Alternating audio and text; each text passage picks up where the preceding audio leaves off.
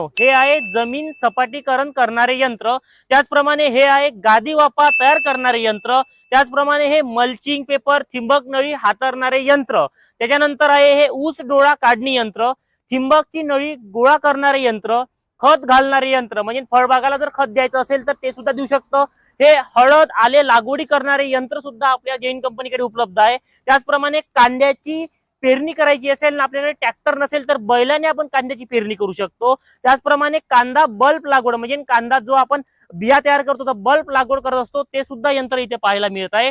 त्याचप्रमाणे येथे कांद्याची पाल कापणारे यंत्र सुद्धा जैन कंपनीकडे उपलब्ध झालेले आहे। त्याच्यानंतर आपल्या जमिनीमधला जो कांदा आहे म्हणजे पाल कापल्यावर जो कांदा राहत होता हा कांदा वेचणारे यंत्र सुद्धा इथे उपलब्ध आहे।